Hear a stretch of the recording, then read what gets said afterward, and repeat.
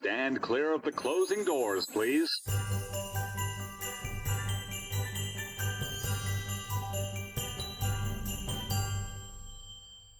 Hi, welcome to the Christmas Time in the City podcast. I'm Chris. And I'm Chris. Before we get started, be sure to follow us on social media. We're Christmas Time in the City podcast on Instagram and Facebook, and at Xmas and City Pod on Twitter. Also, feel free to email any questions or comments to us at christmastimeinthecitypodcast@gmail.com. Stick around, or just fast forward to the end of this episode to hear about our upcoming giveaways on Facebook. So, is it called Grand Central Station or Grand Central Terminal? Both.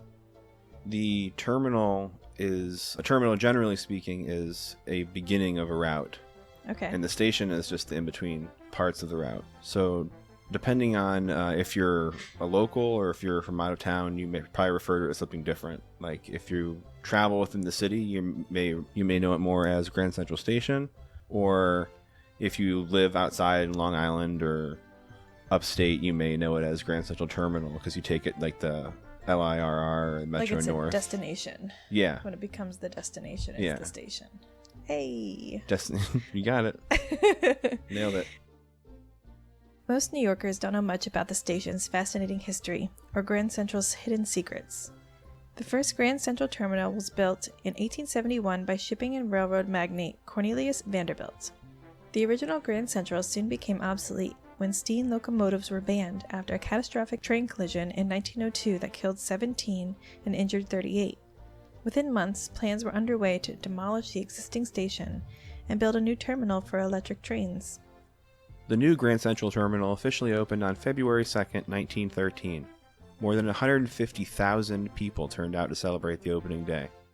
The beautiful building, with its massive marble staircase, 75-foot-tall windows, and star-studded ceiling, was an immediate hit. Hotels, office buildings, and skyscrapers soon sprang up around the new terminal, including the iconic 77-story Chrysler Building. The neighborhood prospered as Grand Central Terminal became the busiest train station in the country. In 1947, more than 65 million people, the equivalent of 40% of the U.S. population, traveled through Grand Central Terminal. By the 1950s, the glory days of long-distance rail travel were over. In post-war America, many travelers preferred to drive or fly to their destinations. With the value of prime Manhattan real estate rising and railroad profits falling, the railroad began to talk about demolishing Grand Central Terminal and replacing it with an office building. New York City's new Landmark Preservation Commission stepped in 1967 to designate Grand Central Terminal as a landmark protected by the law, temporarily squashing the development plans. Penn Central, the railroad conglomerate that owned Grand Central Terminal, did not want to take no for an answer. They proposed building a 55-story tower above Grand Central, which would have meant demolishing parts of the terminal. The Landmarks Preservation Commission blocked the project, leading Penn Central to file an $8 million lawsuit against the city of New York. The court battle lasted about 10 years. Thanks to concerned citizens and city leaders, including Jacqueline Kennedy Onassis, the development plans were eventually thwarted, but only after the lawsuit went all the way to the Supreme Court. In 1994, Metro North took over operation of Grand Central Terminal and began extensive renovations. Now restored to its 1913 splendor, Grand Central has become a beloved Manhattan landmark and a busy commuter hub. Grand Central preserves a little of the history and grandeur of old New York in the middle of modern Manhattan. Grand Central Terminal now houses several restaurants and cocktail lounges, a dining concourse, and about 50 shops. The historic train station is also the site of art and cultural exhibits and other special events throughout the year, including the annual Grand Central Holiday Fair. The Grand Central Terminal Holiday Fair is one of the finest, longest-running indoor holiday fairs in New York City. The Holiday Fair Committee spends the year looking for unique vendors with a focus on American-made and handmade products with locally sourced materials or a socially conscious business model. 40 vendors will take over half of the historic Vanderbilt Hall for almost 6 weeks to sell artwork, clothing for all ages, men and women's accessories, children's toys, and home goods. A range of products and price points guarantees that New Yorkers, commuters, and tourists alike can find interesting gift items for others, as well as covet-worthy items for themselves. Since 1993, the Holiday Fair has been a must-shop destination during the holiday season. Despite its renown, Grand Central Terminal still holds many secrets and fun facts you may not know. Here's a few of our favorites. Nestled between the main concourse and Vanderbilt Hall is an acoustical architectural anomaly in Grand Central Terminal, a whispering gallery. Here, sound is thrown clear across the 2,000 square foot chamber, telegraphing across the surface of the vault and landing in faraway corners. Although there are many whispering galleries you can find in New York City, few are as famous as the one you might find in Grand Central Terminal. It was designed by master tiler Gustavino, but the real secret is that no one knows whether its whispering gallery was constructed with the intention of producing the acoustic effect that has made it so popular. The Campbell apartment in Grand Central Terminal serves as a testament to the grandiosity of another era. If appropriately attired, you can enter the room and sip on cocktails in this virtual museum to the opulence of New York's high society of the past. The apartment once belonged to John C. Campbell, a business tycoon. Rumor has it that he used to sit behind his desk in his boxers so that his trousers wouldn't get wrinkled.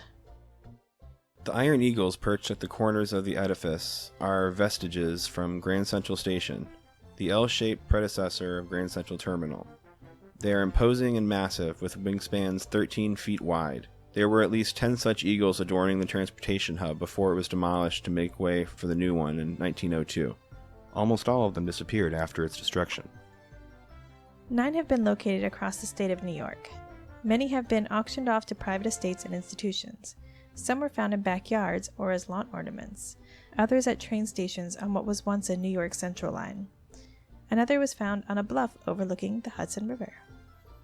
The statue Transportation on the facade of the Grand Central Terminal was designed by French sculptor Jules Félix Coutan, who refused to come to the United States to oversee the construction of his project. His reason? I fear some of your American architecture will distress me. It took the builders 7 years to construct Coutan's massive sculpture of the Greek gods. It is 48 feet high and weighs 1,500 tons. Meanwhile, the clock, which is commonly said to be Tiffany's, is the largest in the world. It's 13 feet in diameter and took 12 years to restore. Grand Central Terminal's official website calls it a Tiffany, but the Tiffany Company has not confirmed or denied it, and Tiffany experts say nay. If you look up at the giant zodiac on the ceiling of the main concourse in Grand Central Terminal, you'll find a small, dark patch of brick next to Cancer, the crab. This brick reveals what the station's ceiling looked like before it was cleaned during the restoration project in 1998. What made the brick so dirty? A very common myth says the grime is actually 70% nicotine and tar, thereby providing a great anti-smoking ad. However, according to the John Canning Company that restored the mural, a detailed analysis of the dirt by scientists at Macron Associates reported that the dirt and grime did not contain any nicotine or particles that could be attributed to cigar or cigarette smoke. The cause of the sometimes 2-inch thick grime was the decades of air pollutants, especially cars and trucks exhaust, and the emissions soot and contaminants from industrial plants and apartment buildings, incinerators. They say it was left in the restoration deliberately as a reminder of the past. There is one track at Grand Central that sits abandoned in the middle of the busiest train terminal in the world. That is track 61, or the Waldorf Astoria track. Originally built for freight and as a loading platform for a powerhouse that sat above it. This track is famously thought to have transported Franklin D. Roosevelt to hide the fact that he was wheelchair-bound due to polio. After a long investigation, it was revealed that although FDR did indeed use the track, the long-standing myth that the train car was used by him to transport his presidential limo is definitely false. A hidden room, known as M42, does not appear on a single map or blueprint of Grand Central Terminal. In fact, its very existence was only acknowledged in the late 1980s, and its exact location is still classified information. This part of the basement also played an important role in World War II. It was so secret that you risked being shot on sight if you went down there. M42 houses a converter that is responsible for providing all the electricity that runs through Grand Central. Here, alternately, current becomes direct current and provides power for the transportation of more than 1 million people each week up and down America's East Coast. The basement covers 49 acres, from 42nd to 97th Street. The entire City Hall building could fit into its depth, with a comfortable margin of room to spare. A little-known space called the Annex houses a tennis court that is accessible to the public, as long as you can get a reservation. It was originally installed by a Hungarian immigrant, Giza A. Gazdag, in the 1960s. The space has also been used as a ski slope. The courts are now open to the public, although tracking them down takes a bit of investigative work.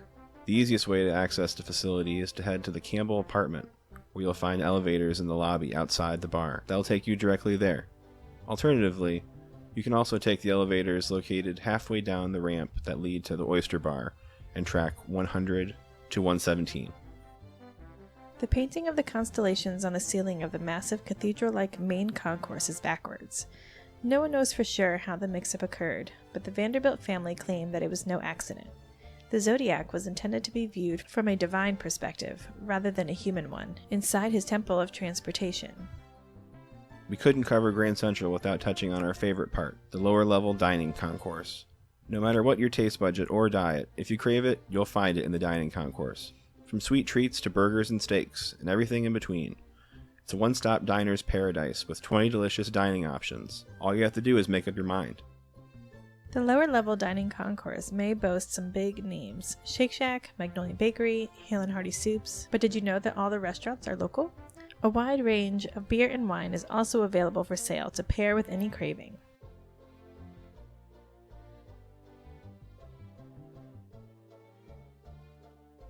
In preparation for every episode, we painstakingly scour the internet in search of news to bring to you. Let's get to it. It's time for the news. Manchester in UK signed a tourism partnership with New York City recently. A few weeks ago, this article came out about a city-to-city tourism collaboration agreement. It's pretty awesome. It's going to be basically sharing best practices in tourism and a partnership with Virgin Atlantic to try to get people to go back and forth between the two cities.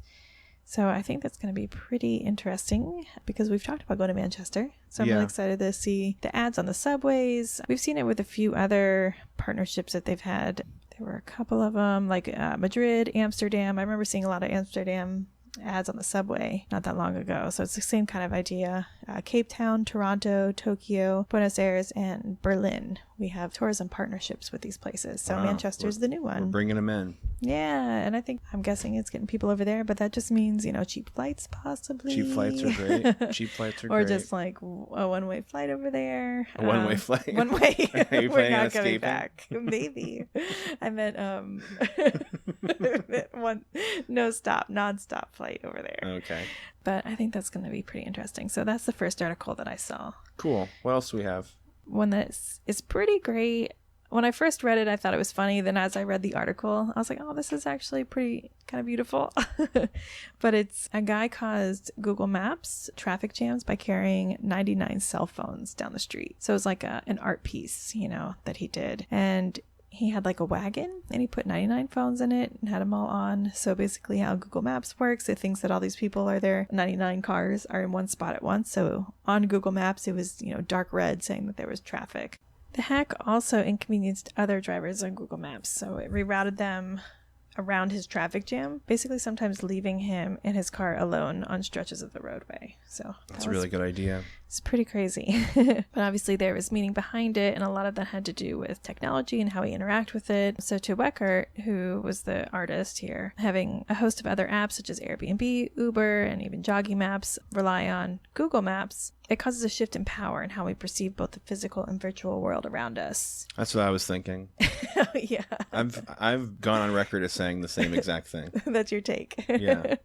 But he said, Google's map service has fundamentally changed our understanding of what a map is, how we interact with maps, their technological limitations, and how they look aesthetically.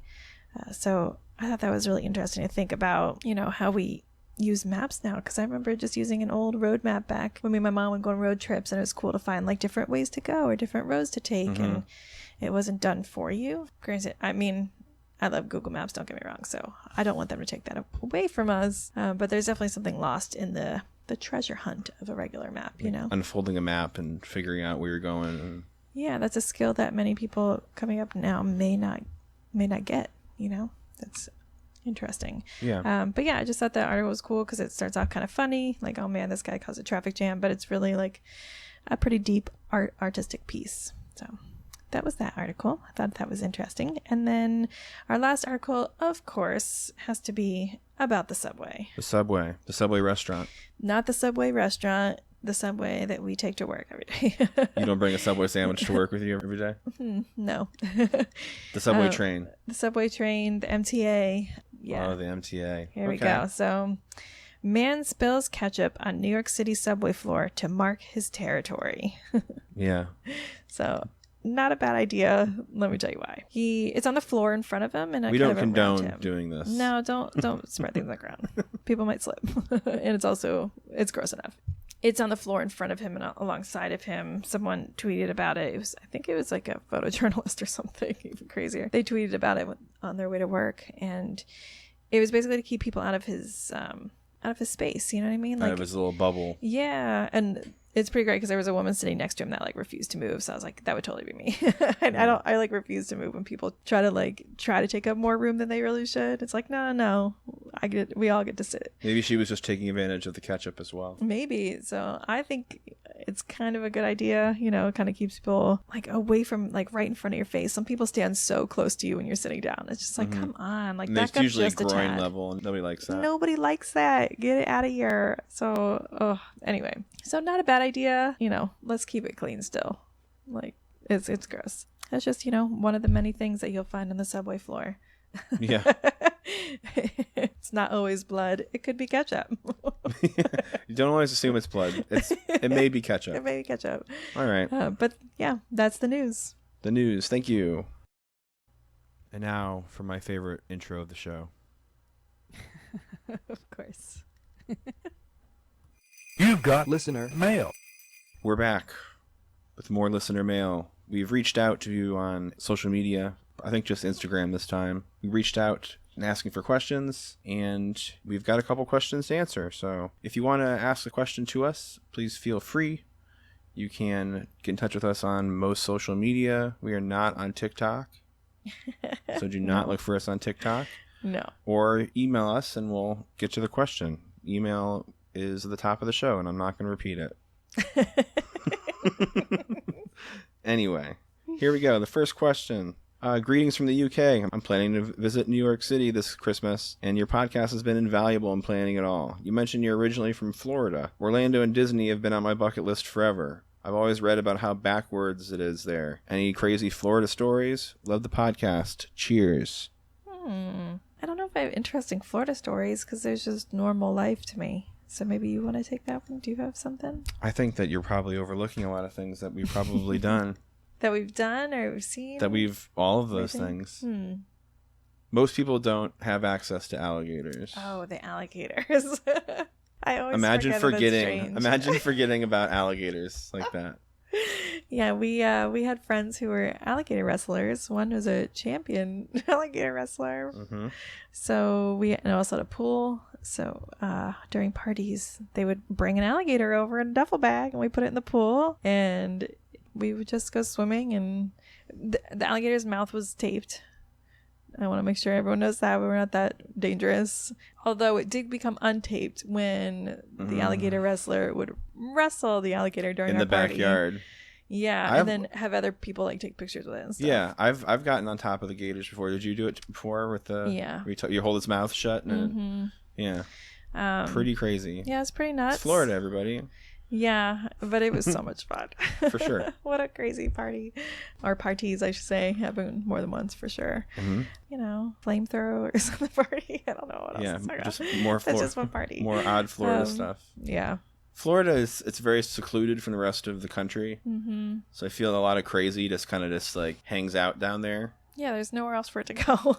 Yeah. So it just hangs out together. I mean, I'm from Florida, so I have probably better things to say about it than other people would.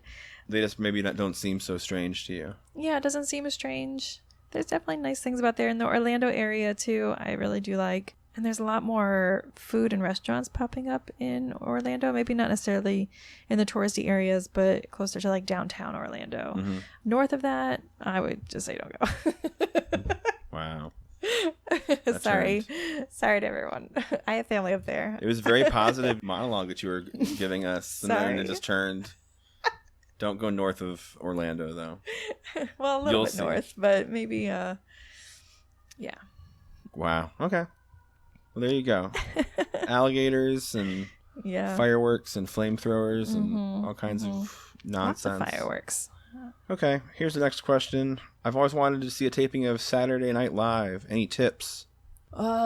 It's a lottery, and we know somebody who has gone like 2 or 3 times. Like, how do you get called that many times for a lottery? Yeah. She's so lucky. There's a couple ways you can do it. You can either do the lottery system, which I'll talk about in a second, or you can do standby and just sit out there outside of Rockefeller time. Center and for like a day or two, depending on. I remember we were driving through there at one point, It was around Christmas time. and it was Paul McCartney and Paul Rudd.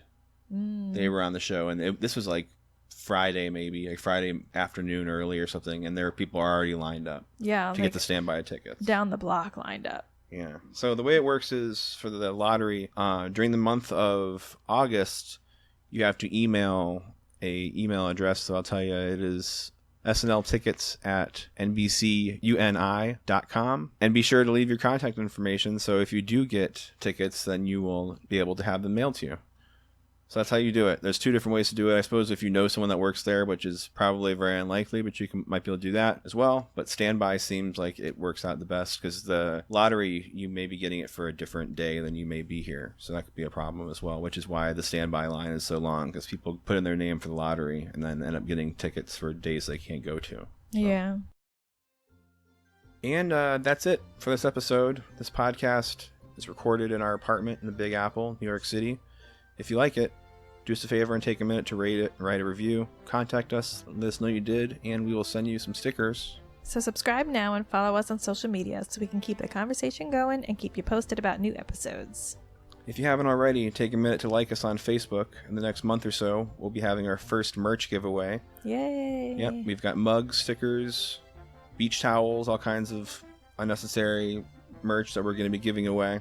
And the best part is it's free, so more details will be up on Facebook in the coming weeks. Until next time, I'm Chris. And I'm Chris, and this is Christmas Time in the City.